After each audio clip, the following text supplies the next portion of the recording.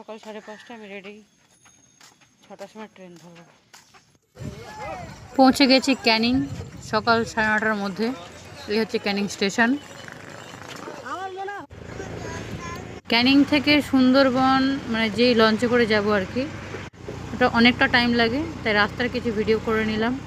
চারিদিকে সবুজে সবুজ, নদী নদী। পৌঁছে গেলাম আমরা যেখান থেকে লঞ্চে করে যাব আর কি। দিন স্টার্ট হবে যেখান থেকে 3 দিনের। এই হচ্ছে সেই লঞ্চ। এই যে আমার মেজো যা প্রথমে উঠলো, তারপর উঠবে আমার মেয়ে। যেহেতু আমি ভিডিও করছি তাই আমাকে দেখা যাচ্ছে না। তারপরে যা দৃশ্য অসাধারণ। আমার লাগেজ পেয়ে গেলাম একটা লঞ্চের ভেতরে, একটা ছোট্ট রুম যেখানে আমরা বিশ্রাম করতে পারবো, জিনিস রাখতে পারবো, সব কিছু কমফোর্টেবল বিষয় একটা।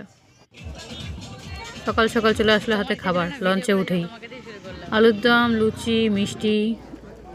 তারপরে চলে আসলো একটা সফট ড্রিঙ্ক। তারপর অনেক কিছু খাবার ছিল, কিন্তু মেন দৃশ্য যেটা, মেন ফোকাস যেটা সুন্দরবনের বাঘ দেখার বিষয়। এখান থেকে বাঘ যাতায়াত করে, চারিদিকে নেট দিয়ে ঘেরা যাতে বাঘ ভেতরে ঢুকতে না পারে। সুন্দরবনের ঘন জঙ্গল অসাধারণ লাগে দেখতে। টাওয়ারের ওপর উঠে দেখতে তো আরও দারুণ লাগে।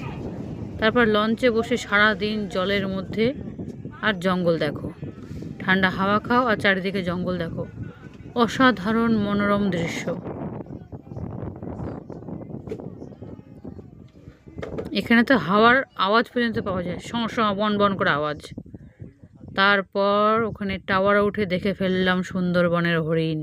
হরিণ দেখা যাচ্ছে, অসাধারণ আকর্ষণীয় একটা দৃশ্য। আরও অনেক কিছু ছিল, ক্রোকোডাইল, হ্যান ত্যান অনেক কিছু দেখেছি। বাঘও দেখেছি বলা যায়, বাট ভিডিও করতে পারিনি, দুঃখের বিষয়।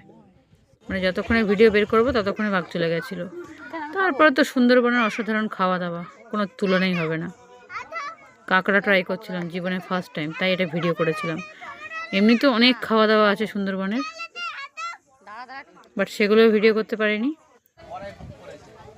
পেছনে দেখো একটা মানে বহু পুরনো একটা জাহাজ ভেঙে পড়ে আছে, বহু পুরনো। এটা এগুলোকে সাবমারিন যেরকম হয়, কাইন্ড অফ ওরকম একটা জিনিস। যেখানেই যাচ্ছে সেখানেই সবুজে সবুজ, অসাধারণ দৃশ্য। তারপরে সুন্দরবনের নজর করা দৃশ্য হচ্ছে, নজর করা জিনিস, ঝুমুর ডান্স, যেটা পুরো ভিডিও দিতে পারিনি, বাট এই ভিডিওর মধ্যে তোমাদেরকে দেখানোর চেষ্টা করলাম। পরে সুন্দরবনের আরও ছোটো ছোটো ভিডিও শেয়ার করব। কেমন লাগলো অবশ্যই জানাবে। সুন্দরবন ভ্রমণ।